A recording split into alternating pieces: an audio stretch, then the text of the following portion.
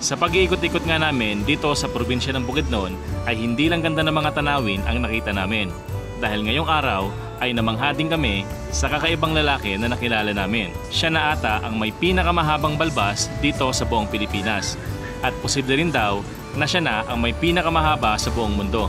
Sa sobrang haba nga nito ay sumasayad na to sa lupa at kailangan niya nang ipulupot sa leg niya kapag siya ay maglalakad. Inabot na raw ng 23 taon simula nang huli siya mag-ahit at magputol nito. Tapos meron din siyang daladala na kakaibang instrumento na ginagamit niya raw sa paglilibot sa Pilipinas at sa ibang bansa. At saka meron siyang tinutugtog na musika na ang ginagamit niyang lyrics ay di naiintindihan ng kahit na sino.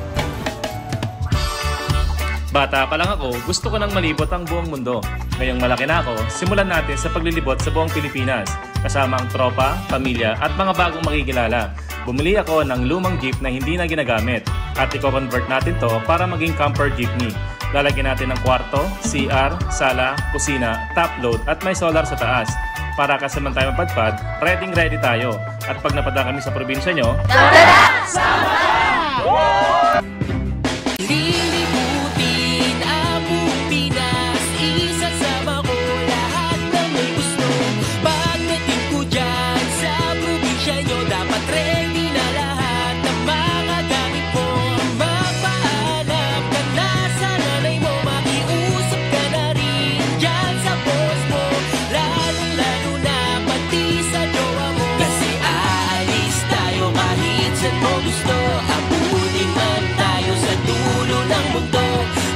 Magsisisi pangako yan sa'yo.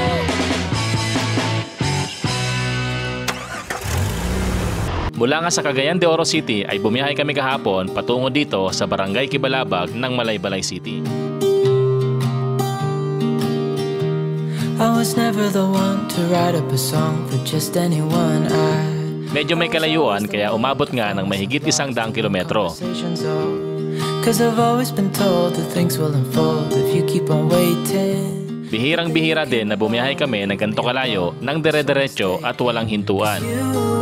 Glue all the pieces back together. Dahil kung kilala nyo nga kami, ay usad pagong ang bawat galaw namin. Dahil mas gusto nga namin na na-enjoy ang bawat lugar na pinupuntahan namin. Pero dahil naimbitahan nga tayo na sumama sa gathering ng mga content creators, ay hindi na natin pinalagpas ang pagkakataon. Good morning mga kalibot. Welcome to our kitchen. Tatanggalin mo to, te? Si Ate Eds talagang nakatayo dito. Pero ito ko po sana yung hot soup. Sige. Kasi yung kawali nandito sa ilalim niya. Parang... Ay, pagkakunin si Joanna Marie.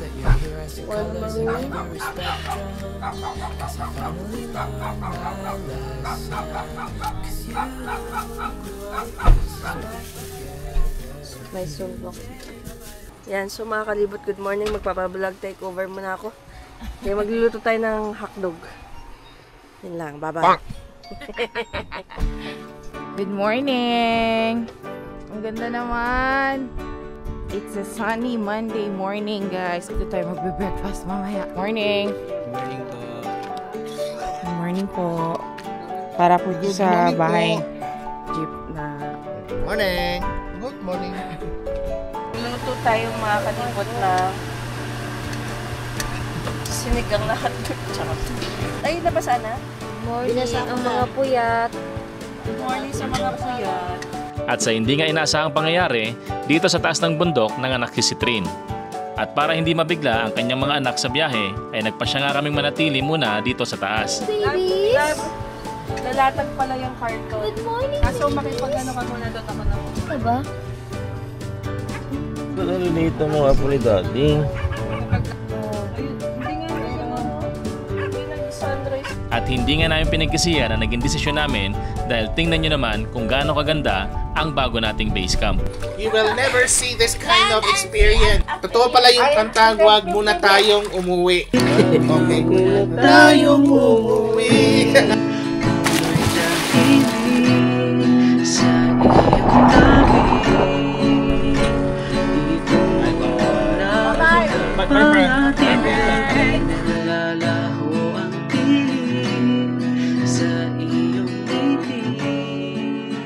Pinaram tayo ng bike ni Kuya. Nagdarami na tayo ng bike guys, pati ng helmet. Thank you so much. Yung ano ko pala, yung Facebook ko is Mikero Akoto. Mikero Akoto? Apo. Doon sa taas, Bisa mo doon. Yun, ingat. Dandan lang. Okay.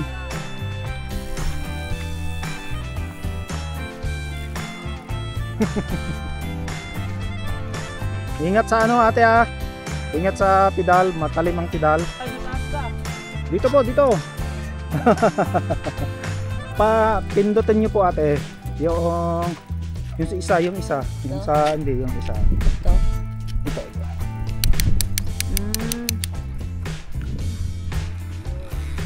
Yun. Oh.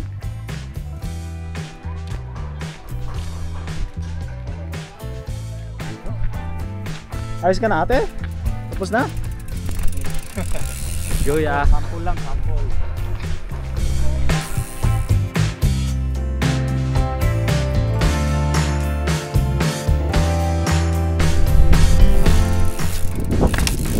Wow.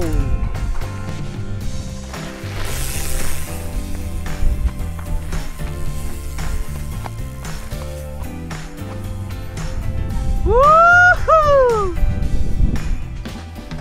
So mga kalibot, nandito po si Antot. Todo pump. Worth it po. Ano pinapump mo, Daddy? Ipakita mo nga sa amin. Sik lang kasi. Okay na to ah. And ito ang aming bahay sa gitna ng kabundukan. Yung camper jeep, iiwan namin dyan. Punta kami sa likod ng jeep. At tayo ay magka-camping din. Okay. Guys. So, ito yung, nirent lang namin ito na tent. Kasi yung tent namin, wow! May pahigaan effect. Aray. Grabe, makakatayo ka sa loob, Jai. Ngayon pa lang, pwede na tayong matulog. Okay, tulog na. Yung ang tagal nag-prepare, sabay natulog lang. Hindi ko alam kung nakikita niyo mga kalibot yung nagluto na. Alam niyo na. Laging paborito. More. Don't hold my hand. Try to make me understand. All I need to do is to be my man and call me baby. Just let me know you're mine. You call me baby.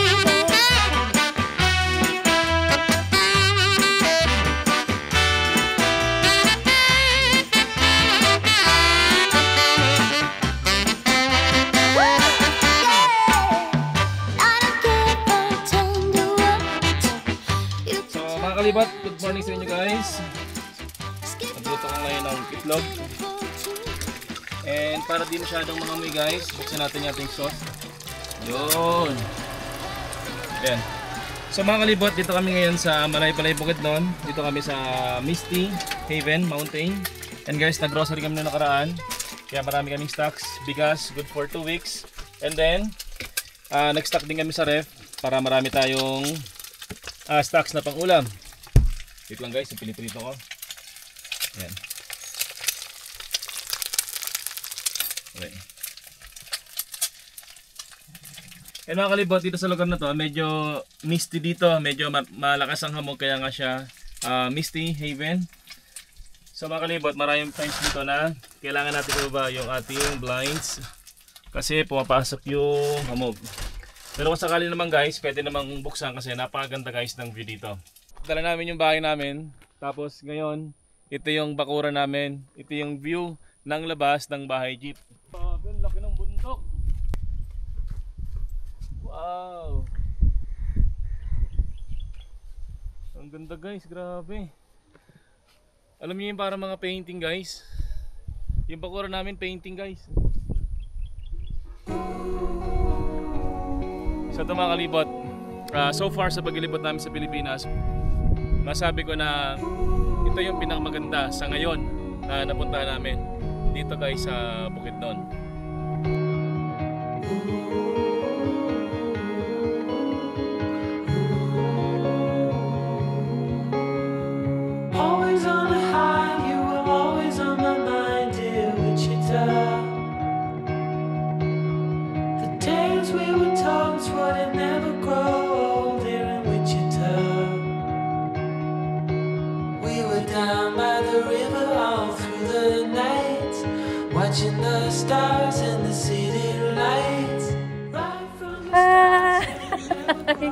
Ready na ako. Let's go. So, yan yung ginagawa niya. Papunta siya ng kwarto. Kanina nandito siya sa study table niya. Doon siya magsusulat sa kwarto. Aalis na kami. Ayan na po ang lahat. Buti nga nagsombrero si Antet eh. Wala kasi pakialam yan sa kulay niya eh. Kami balot na balot eh. O, tingnan mo, nakasapatos pa eh. Ito si Kuya Bal. Hello po. Nakaano din siya. Wow, grabe naman yung experience na yan. Nakakamiss yung ganitong feeling, mga kalibot. Ano yan? Bayabas. Wow. Ay, yun yung puno ng bayabas. Wow, libre na. Bayabas. Kayo mo. Tigas jam? Malambot. Yan, sobrang lamig. Unti-unti lang. Nauhaw na sila oh. Oh. Sa ilong ko naman po. Ganyan yung baon namin yung tubig. Sigurado hindi ka mauhaw. Ganda ng scenery. Eh, merong kalabaw. Oh, kalabaw nga. Grabe no, probinsya. Hi! Tamang chill lang siya. Ganda ng pwesto mo ah. Lapit na talaga kayo yun ang ilog oh. May mga upuan kayo makikita along the way. So parang kinalbo na siya. Kasi gagawin ata tong campsite. May iba rin mga nagpupunta rito. Private pala to guys. De-develop pala to nila Sir Neil. So makikiligo tayo hanggat di pa develop. So guys, tama yung hinala natin na i-develop yung lugar. Kaya tinanggalan siya ng mga halaman. Kasi ila-landscape ata nila. So makikiano tayo, makikiligo. Sarap guys, ang lamig sa paa. Sarap maglublog.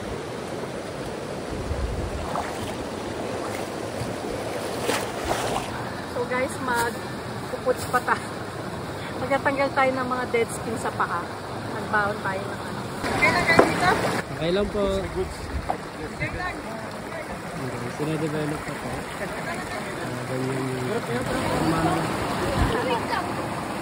Ganyan yung Parang pang sabit ko lang kulang siya.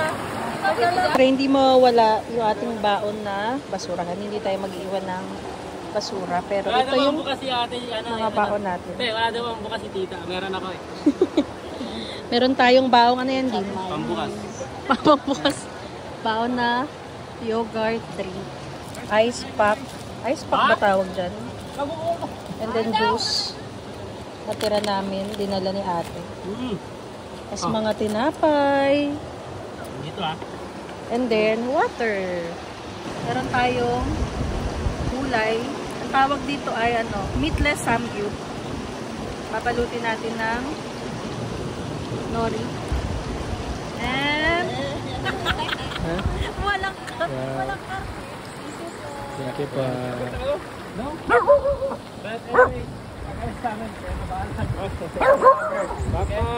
Salamat. Thank you pa. Thank you guys. So guys, tatanggal natin ng kalyo si Antet. Pero alam nyo, lagi nagre-reklamo yan pag tatanggalan ng kalyo. Dahil tinanggal ko daw yung kalyo niya, nahirapan na siya magpaa.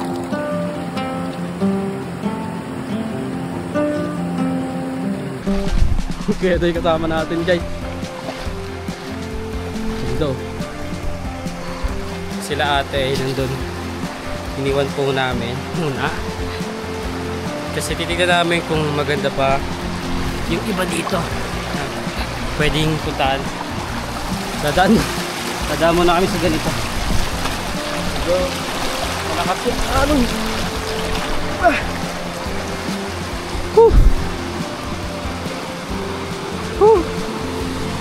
Yodoy, sanay na sanay oh. Oh.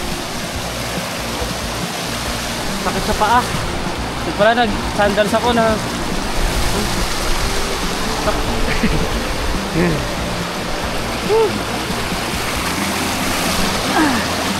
Worth it talaga.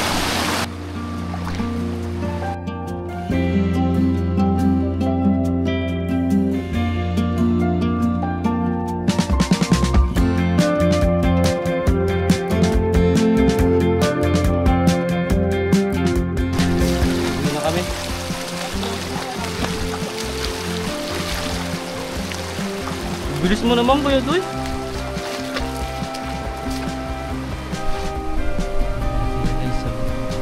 Yun na. Tulong tayo. Order tatlo dun sa dalawang noodles. Order kami sa dalawang noodles. So, fold. Seaweeds. Walang karne. So, ito yung tatawag natin na samgyup. Meatless samgyup. Meatless samgyup? Kain? Meatless samgyup. Dito sa akin kay Kuya mo to. Daddy, meatless samgyup.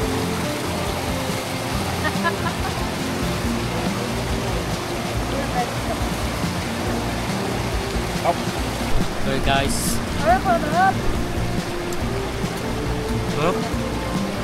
Pabalik na kami sa jeep and then mag-swimming pa rin kami doon sa taas. May swimming pool doon with a great view. Thank you po. Salamat po sa pag-welcome. Bye-bye po. Bye. Ingat. Ingat. Thank you po. May challenge tayo guys. Dahil puro palusong kanina. Ngayon puro paahon. Nakakapagod. Nakisabay na. Mga nahuli.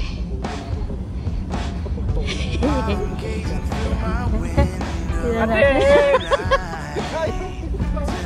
Ate Ed! Tara na!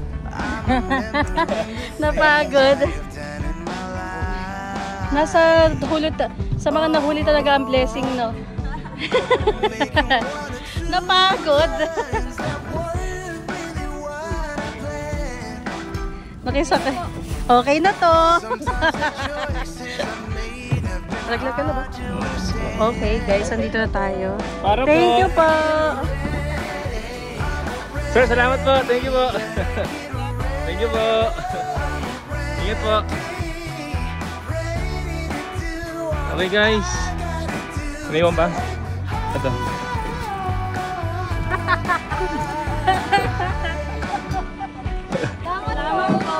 Salamat po. Thank you po.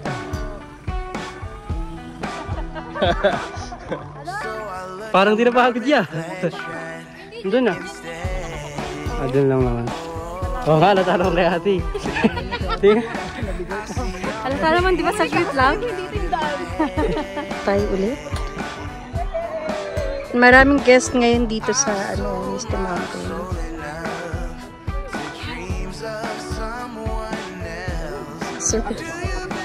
Sir, asan yung surprise attack? Oh. Putol pala yan. Dali. Sama mo kami, mag-swimming kami.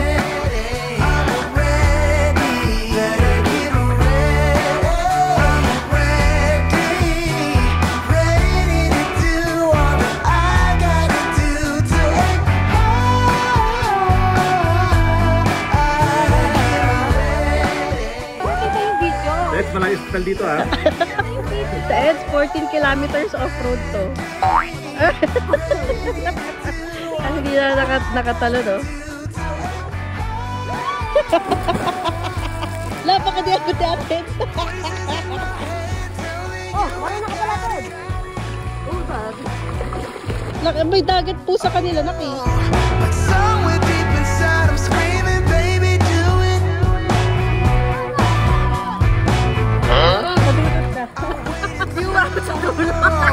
To be strong and know enough to be who I am and doing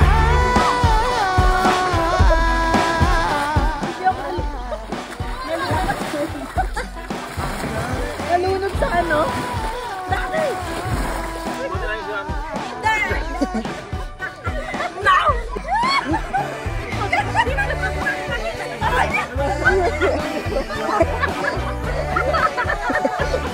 Overwhelmed! 5, 2, 3! Woo! Itlagay!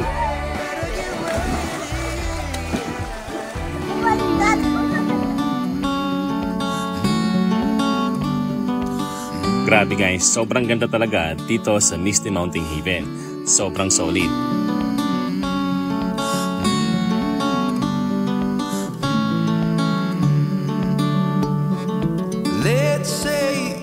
is a boat that we're all in together, that barely stays afloat while we all discuss the weather. How long can we all go on before we change our ways? How long till the break of dawn? How long till it days? How long till it days? Let's say it's a bed we all know is on fire. Pharaohs spin our heads, but no one calls out liar. Tingnan nyo naman yung paligid guys. And we all go on before we change our ways. Napakaganda ng mga bundok at ang lawak ng kanilang camping area. Till the break of dawn. How long till it days? How long till it... Tapos yung tanawin dito, panalo talaga. Nung una ko nga makita yan ay di ako makapaniwala na meron pala ganyang kagandang lugar dito sa Pilipinas.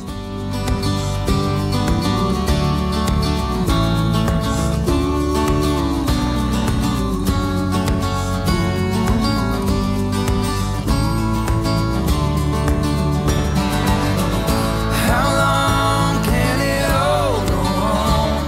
Yung ilog, yung bundok, yung kulay, grabe, nakaka-amaze talaga. How long till the break of dawn? How long till it days? How long till the break of dawn? How long till it Tara, pasok po kayo. Pasok po. Ay, Kuya Raymond! Uy, sunod na! Hello po. Hello! Wala yung picture sa mo!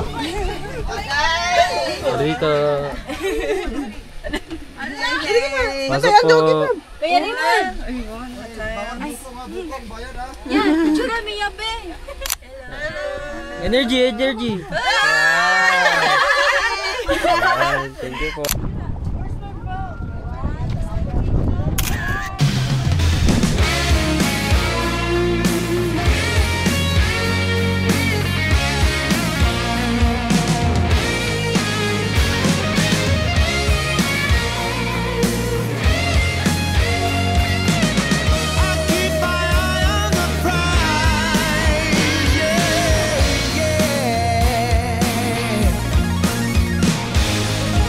I am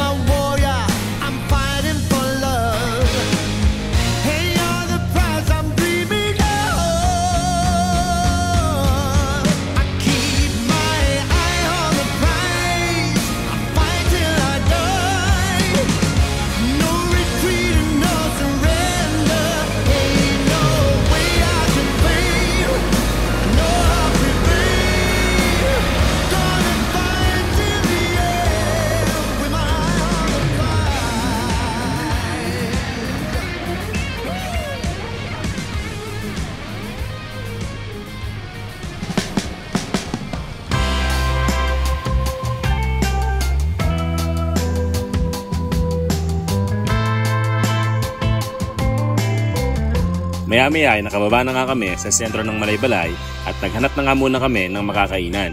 Blueberry blends by my daughter, Patricia. Dito nga namin napili sa Amadeo Coffee Shop. At dahil tanghali na nga, umorder na nga agad kami ng para sa almusal at para sa lunch namin. Okay lang. Hindi okay. Hanapin niyo ni Ramon. Uy, ang sarap guys. Lasang fruits. Sarap. Lasang tunay na prutas dahil. Hello, ang sarap talagang prutas. Paulit-ulit. Ganito kami guys pag OA talaga kami. Pag masarap. Masarapan talaga kami. Kasi usually, di ba powder? Sige nga, paano maging OA? Paano maging OA? Pero si OA. Yan yung max ni Uy, gusto dotik ba ni Kuya? Wala po. Wala pa nga. Si OA. Yun yung okay. Yan ako. Fruits talaga. Crazy good, crazy good. That's how the love's gonna be. Crazy good, crazy good. That's all love believes. Meron nga kami ditong in-order na honey garlic beef na di namin alam kung paano kainin. Pero buti na lang, very handy ang may-ari kaya siya pa mismo ang nagturo sa amin. Tapos, lagyan na. Yan dyan. Parang sangyup. Oh, yan. Galing. Tapos, yan. Yan. Try nyo nga po. Eat. Wow! Guys, hindi natin alam kung paano kainin. Nagpaturo tayo. Thank you po.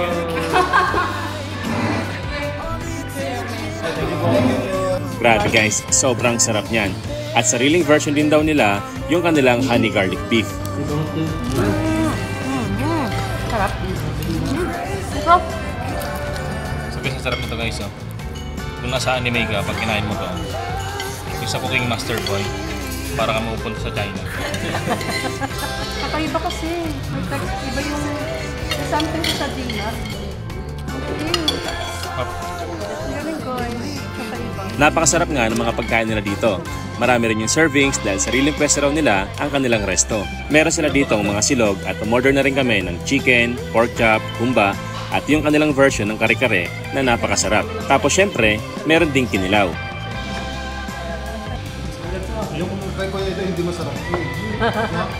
Kaya tayo parang di yan masarap pa. Gusto nga eh. Talaga. May nakabang oh. Kaya cinnamon coffee. Sarap. Napakabait nga rin guys ng may-ari dito na si Ma'am Lenny dahil kapag dito siya busy ay siya mismo ang nagluluto at nag-serve ng mga pagkain sa mga customers dahil passion niya raw talaga ang pagluluto at paggawa ng sariling versions ng mga menu nila.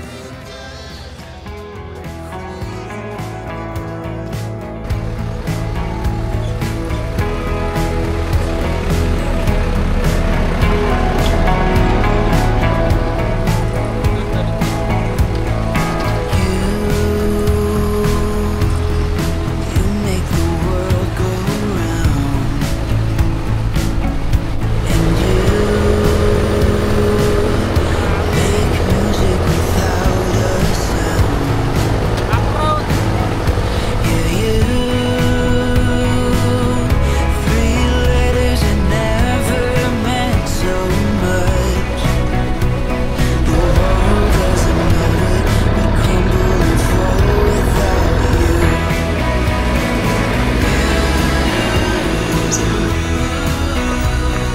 Hold you forever, ever and ever.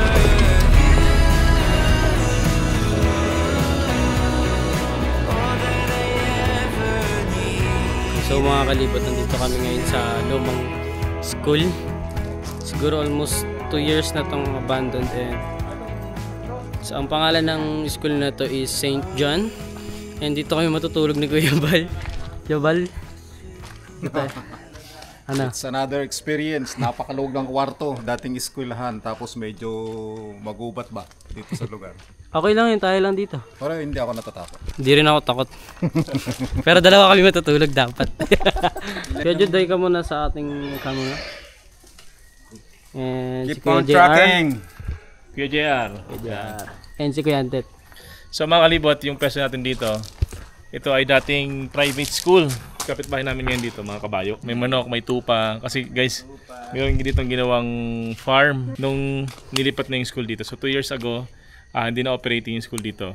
Grade 4, grade 5, and grade 6. And sabi ng local sa mga nakausap namin dito, kapag kaamulan daw, dito talaga nagpupunta yung iba ng mga vegetarian. Dito nagstay, 50 pesos per day lang kada isang tao.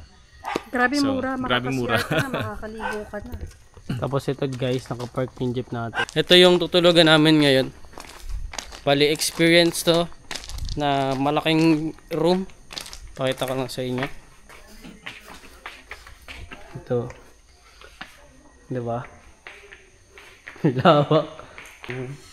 May drums. Pero hindi naman po siya scary. Actually, sanay tayo sa mga ganito. Yung mga nakapanood sa horror. Tapos yung meron namin parang may mga bata. May mga gumagalaw na. Sumisigaw, kaya kumakanta. Tara na.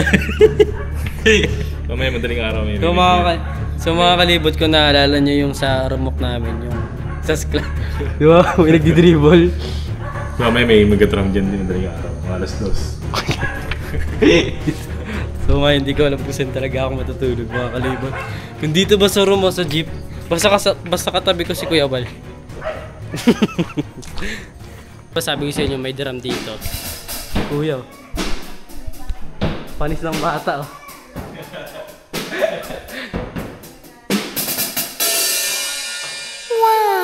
Sige nga. So guys, papeta ko yung talent ko. Yeah. Galing mo, ah. Game.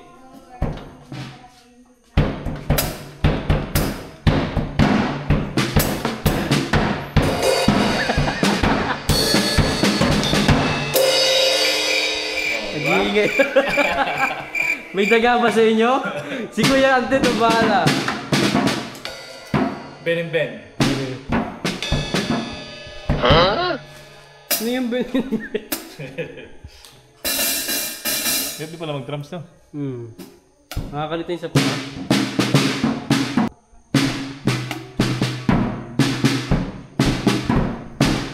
Ano yun yun?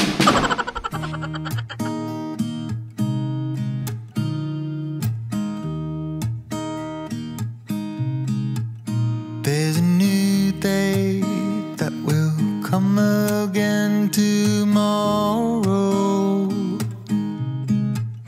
There's a new day to wash away the pain. There's a new day to take away your sorrow. And the old ways get washed out by the rain.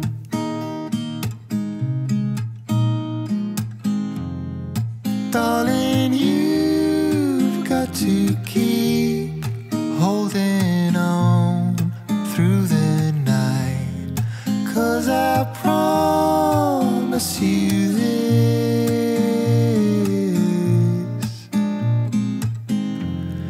Pagkagising nga namin guys dito sa naparkingan namin ay meron kami nakitang isang lalaki na merong napakahabang balbas.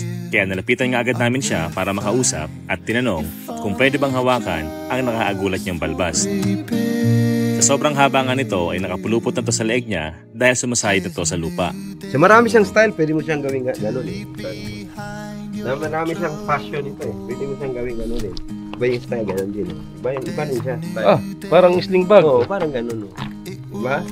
Pwede mo yung gano'n oh. Diba? Para din siyang manang. Para siyang buhok na, para siyang damit na lang. Oo. Parang shawl. Oh, pwede mo na siyang gawin gano'n na, gawin mo siya na parang, kung haba na talaga siya na, mahirapan ka na, pwede mo siyang gawin na parang sa neck muna. Gawin mo siyang dalawang ganyan, gawin mo siyang gano'n. Parang si Jet Li. Oh, ganun. Oh. Diba? Oh. Diba? Oh. Oh. Ay, pwede pa sa jeep, tingnan natin kung gano'n kawa. Ay, galit. Tingnan nyo guys, oh. Oh, yeah. Sobrang amazed nga namin ay kinumpara namin sa jeep kung gaano ba to kahaba. Grabe guys, umaabot nga ito ng ilang metro. Grabe, sobrang haba. Hindi pa. Ang sabi ni Kuya ay simula pa daw 2003 ay di na siya nag-aahit ng balbas niya. Kaya naman pala sobrang haba nito dahil 22 years niya na itong hindi pinuputol. Ano po ang pinaka-rason ba't kayo naisip mong babae? Hindi, observe ko lang anong part ng balbas ng tao. Ba't merong growth? Oo. Kasi pwede siyang na may relation doon sa ground. Doon sa bakit downward yung touch down nila sa lupa. Meron connection. Kumbaga you feel more connected. Oo. Kasi mas yung buhok, kailangan touch sa lupa yun. Kasi may purpose yung growth. Hindi naman siya pwede lilipad. Oo. So nakita ko yun sa Tibet ako. May nakita ko yung yak. Kasi yung yak sa Tibet may buhok. Ano po ang yak? Yung yak na parang cow nila. Mountain cow. Yung buhok niya talagang sayad sa lupa talaga. So, ang ganda tingnan sige puti yung snow sa Tibet. Oo. Paglalakad din yak, dahan-dahan siya, makikita mo sa snow. Yung buhok niya, na dreads din, parang ganun. Oo. Sa lupa talaga gaganyan. Nakita ko na yun meron siyang connection doon sa grounding at saka sa climate din. Protection. Ang pagpapahaba niya daw ng balbas niya ay para mas maramdaman niya na mas konektado siya sa mundo at sa kalikasan. At saka sa akin din, hindi naman actually sa part din sa performance kasi parang accent mo na rin. Oo. Hindi ka natutugtog, magganyan ka lang sa stage, titignan ka lang ng tao. Di ba? So, maski naglalakad ka sa daan, performance pa, hindi lang sa akin kasi as performance, hindi lang sa stage eh. Maski naglalakad ka sa titingin ka na, performance din. Kasi projection na yan. Alam mo, may not meeting na, di ba? Ganun lang yung concept. Talagang ano po siya, takapansin ka? Oo. Parang, sa China ako, ikot ako sa China, punta ka sa mga temple, ganun din yung mga alam mo, sacred eh, di ba? Kasi ano po yun, dedication ko eh. At kasi na iba to, pupunta ka sa mga temple, ganda rin. May mga pagkakataon po ba na motif na yung putol? Yun yung mga biyahe-biyahe minsan nagkakaroon ng masasakyan. Kailangan i-keep ko siya dahil ang tingin ko dati, dapat may bag ka, ipasok ko sa loob, di ba? Yung paano may bag. Pero mas okay ako yung supply na. Siya nga pala guys si Sir Ato Mariano, isang traveling artist, international recording artist, at founder and father ng Earth Music, at isa rin siyang master chanter. So, minsan kung walang mic, pwede kang kumanta dito sa loob ng one butas kasi nang-pick up yung voice mo. 6 siya. So lahat ng mga performers ng ito na nang dala ko kasi magaan siya eh. Magaan siya. Tapos pag nasa live, talagang sigaw siya pag sensitive yung pick up niya.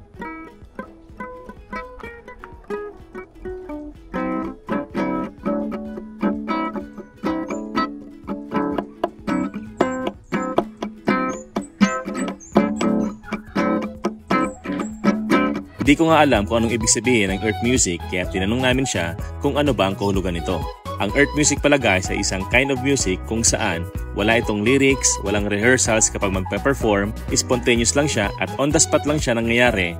At ang malupit pa dito mga kalibot, ang mga tinutugtog niya ay di na kayang maulit dahil wala nga itong lyrics. Kaya kapag narinig mo siyang tumugtog o nakipag-jamming ay di mo magaya o maulit ang ginawa niya dahil wala nga itong eksaktong salita. Kaya ang kada performance niya ay pwede kong masabing once in a lifetime. Ito guys, tara pakinggan natin ang isa sa mga recent performance niya. Sino man duda ng mampanunan, dararisan ang pamunan. Harid ang usang manumadiwan,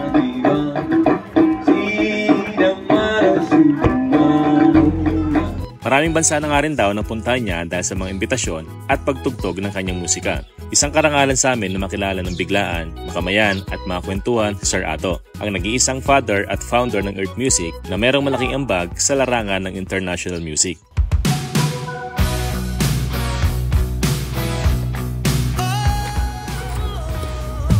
So we're going to use, basta to. Meron tayong paintbrush and roller.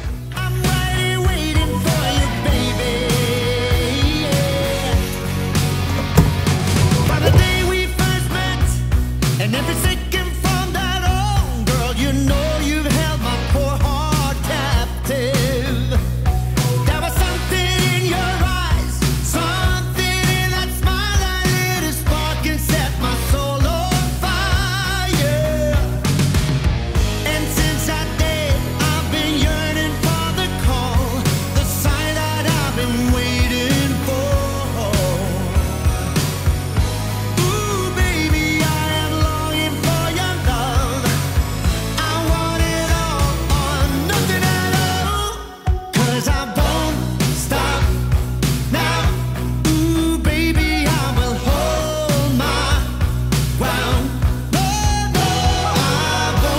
ilabas ko na dito yung upuan. Tapos ito, bubuhatin natin ito mamaya. Dito may tapos na tayo.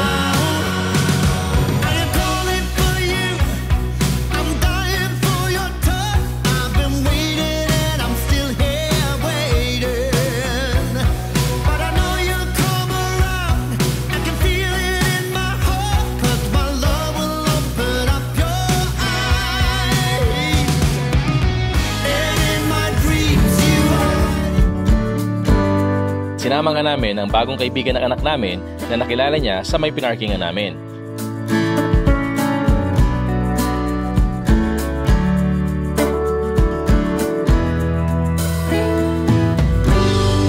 With you there is trouble.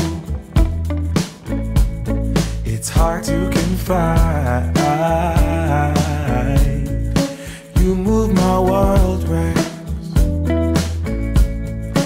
every time. Medyo madilim na nga kaya pinailaw muna namin ang mata ng bahay jeep. You belong with the fairy.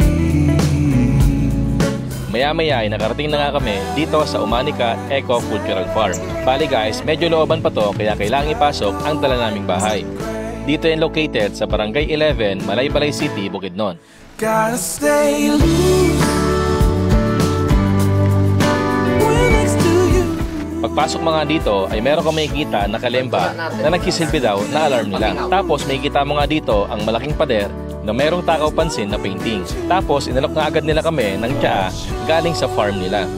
Ito raw ay combination ng tarragon, java mint at stevia. Uy! Iba siya, sarap. Grabe guys, kakaiba ang lasa niya pero masarap. Di siya yung typical na lasa ng tsaa. Kaya naman, inalok ko na nga agad yung mga kasama ko dahil masarap talaga at refreshing ang lasa niya. Bibis choice, ay, bibis choice pala. Talaga bibis. Tasa, hindi gusto ko rin yung sarili ko kasi ang ganda ng tasa. Parang ang tasa, ano? Bango naman. Wow. O nga, no, sarap. Parang hindi siya yung in-expect mo na tsaa. Pa. Oh no! Sarap. Ano daw yun? So guys, natagpuan ko na ang kalaban. Ngayon nagpupulong kami upang pag-usapan ng mga lupa. Parang baptis ka. May labang kami guys eh. Mag-usapang lupa. Bibigyan mo ba sa akin yung ilog? May ilog akin yung tubig. Yoy! Saka pala si Dato Itim. Ako po si Dato Puti. Maya-maya mga kalibot ay dumating na nga si Dato Makadingding, ang may-ari ng Eco Farm na to. At siya nga mag-i-explain sa atin kung ano ba ang kwento ng painting na to. Ang nakikita nyo ngayon ay hindi po yan gawa sa pintura. Yan po ay 100% na soil painting. Ibig sabihin, lahat ng ginamit dyan ay galing sa lupa. Mga lupa na iba't ibang kulay na nanggaling pa nga sa iba't ibang mga bundok, ilog, syudad, at iba't ibang mga kuweba na matatagpuan dito sa Mindanao. First time nga namin makakita ng ganitong klaseng painting kaya amazed na amazed talaga kami. Dito lang yan guys sa probinsya ng Bukidnon. Now, Umanica is Uma ni Kalinaw and Kalipay. Usually pag Tagaluzon, akala nila Umani ka. Ibig sabihin talaga yan. Uma kasi is ano yan, farm sa Bisaya. Ni kaya siya ka kasi Kalinaw and Kalipay. Si Kalinaw, ibig sabihin ng kapayapaan, yun yung panganay na anak namin. Tapos yung Kalipay, meaning joy, yun naman yung bunso. Ginawa talaga tong farm para sa kanila. Kasi alam naman natin na tingin ng mga tao sa farmers medyo so gusto namin, lumalaki sila, proud sila. Bigay lang doon sa amin na aking binan. Hindi lahat ng binan na masamang tao. Hindi ito pintura. This 100% soil painting.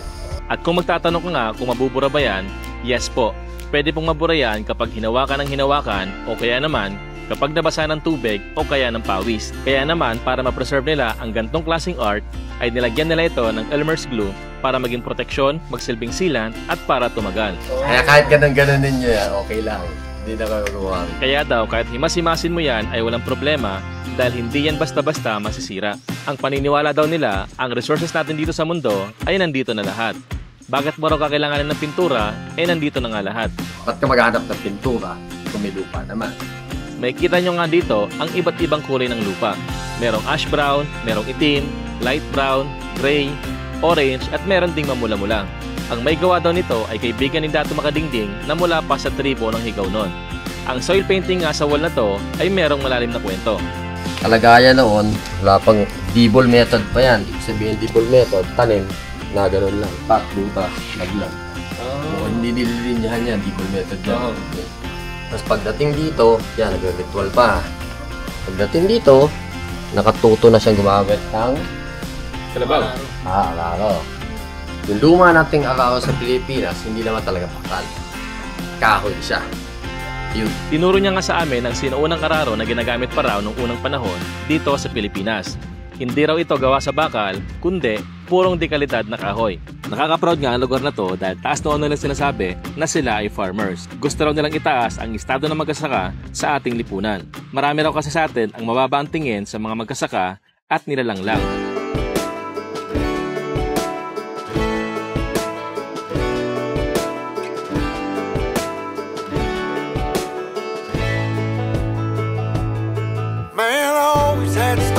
The city life and the crazy nights. Figure I should probably give it a try. Maybe check it out, see what it's all about. But the traffic was fast and the money was slow. The people I met you never get to know. I kinda miss this place I used to live back home.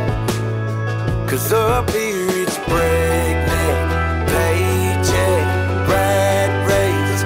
What's next? I'm tired of feeling like a small fish in a big pond. I think I'll go back where I came from, where everybody knows my name. My friends are still the same. I guess the slow life hit me just right, like a bonfire on a cold night. Hell, and you can keep your 9 to 5. Happy with the simple life. Guys, ito na sundan natin guys para we feel more na we are farmers.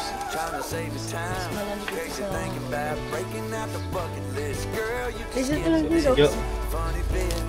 Yo. Tara. Ang lugar pala na ito ay isang learning sites for agriculture kung saan tinuturuan nila mga farmers o mga may-ari ng lupa kung paano i-maximize ang pagkatanim at madagdagan ang makikita ng farmers dito sa Pilipinas. Kaya sila nagko-conduct ng training para hindi maging mababa ang tingin sa farmers ng ibang tao at tingin mismo ng farmer sa sarili nila.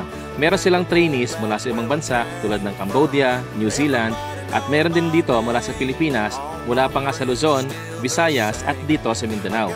Gusto raw nilang baguhin ang lumang paniniwala ng mga tao at ng mga farmers na kapag farmer ka, ang trabaho mo ay magtatanim, mag-harvest, tapos magbebenta lang. Sa panahon ngayon, dapat daw ang mga farmers ay matutong gumawa ng iba pang produkto maliban sa raw product na ina-harvest nila. Tuturuan ka nila dito magkaroon ng added value ang mga produkto mo bago mo ibenta. Tulad halimbawa ng saging para maging banana chips, mangga para maging dried mango, paggawa ng tsaa, peanut butter, at kung ano-ano pa. Based daw kasi sa pag-aaral nila, ang pinakamalit na kinikita sa lahat ay ang mga farmers o yung unang humawak ng produkto bago mapunta sa consumers. At ang may pinakamalaking kita naman ay ang mga middleman at ang huling humawak ng produkto. Kaya kung ikaw ay farmer, may-ari ng lupa at kung gusto mong i-maximize ang kita ng mga produkto mo, pwede kang mag-inquire dito sa Umanica Eco-Cultural Farm para maturuan ka nila ng tamang pagtatanim at pagbibigay ng added value sa mga produkto mo. Okay, so ito yung stainless BC, ito yung tinatawag nating flight path, no? May lumalabas na. Actually, kakaunti sila ngayon. Bakit? Kasi maaraw. Pag maaraw, ang ginagawa nila, umiikot, naghahanap ng pagkain. Yung takip niya, at saka ito, wala yung pako. Pero pag ginanon mo, ayaw maalis. Bakit? Kasi yung propolis, yung madikit na yun yung ginagamit ng mga kapatid nating badyaw. Di ba may goggles yung badyaw? Kasi yung propolis, yun yung ginagamit sa lens nila. Habang nababasa yun, lalong tumitigas. Dili nila pinig. Buyog na eh. Tingnan mo siya, muna lapinig, di na lapinig. Kung lapinig na, di ka doon na. Hayaan niyo muna sila lumipad. Ilipad dyan. Lalayo lang, maya-maya lang, wala na matitira dyan. Babalik niya sila kasi ang lipad ng ating stingless bees is only 0.5 km radius. Ibig sabihin lang yan, bago kami naglagay ng bees, sinigurado namin within a 0.5 km radius, may makakain ng bubuyog namin. Okay? Yung malalaking bubuyog, 5 km radius yun. Okay? Kaya sila safe sa amin kasi yung Tibok Farm, walang nagsispray. Ayaw na ayaw nila pag nagsispray. Tsaka yung nagpapausok, ayaw nila yon. Lumalaya sila. Okay? So itong honey nito, hindi siya ganun katamis. At yung mga eggs, no? Usually, hindi nyo makita, may mas malaki dyan, yun yung mga queen. Yung usually malaki kasi iba pagkain nun, okay? Oh, ito yung mga eggs. Ito namang, itong pollen, ito yellow, yan yung sumasabit sa paa ng bees. Yan siya ang napakataas ng antibacterial tsaka antifungal. Na study, pag meron kang stingless bees, kaya namin i-increase yung yield ng coconut by 60%. Hindi by fertilizer, hindi by pesticide. Amazing! Kasi pag walang nag-pollinate, hanggang bulaklak na lang tayo. Hindi magiging coconut yun. Tapos ito yung honey natin. Okay? Ito yung napaka-asim, pero napaka-taas ng ng effect. Ang bees, kaya siya tinawag na busy as a bee. Kasi ayaw niya magpahinga. No? Tapos lagi siya may ginagawa. Tapos makikita nyo, ito yung eggs, ito yung honey, ito yung pollen. Inaayos niya yan siya. Naka-section yan siya. Kaya pag sarado natin ito, after 2 hours, matigas na ulit yan. Kasi tinabaho na nila yan. Ito yung totoong honey. Ano ninyo lang yun dyan? Sweet siya. Gusto mo? Sweet. Okay, kung gusto, sweet. Bakit siya sweet? Sweet siya. Kasi ibig sabihin, ngayong panahon na to, yung flowers na nakuha niya, matatamis. Kasi may panahon dito, ang pinakamadami namin is lagundi and calamansi. Yun yung maasim. Maasim talaga. Pero ito yung high energy. Lalaki. Yan.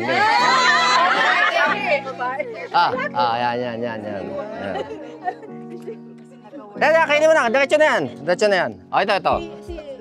Yan, sinjo na yan. Okay. Yan. Pollen. Yan yung pollen. Yan yung pollen. Ang gagawin nyo lang dyan, gaganyanin nyo lang yan. Usually kasi, ang ginagawa na iba, pag mag-harvest, tatanggalin yan, tapos kukunin, tapos i-squeeze. Kawawa yung bees. Kasi yung bees, poprotektahan niya kahit alam niya mamatay siya. So, ginagawa namin, i-tilt lang namin yan, bubutas-butasin, tapos mag-drip. Filtering lang. Hindi din kami nag-undergo ng heat kasi yung nutrients sayang. In partnership with DTI and other organizations, nasa iba't ibang communities na to. Tapos dito naman sa mga rebel areas. Mahalataan mo yung sa rebel area kasi yung bubuyog armado. Gagawin yung M16. Okay, so meron tayong popsicle sticks dito. Feel free, wag nyo lang gagalawin yung brood, okay?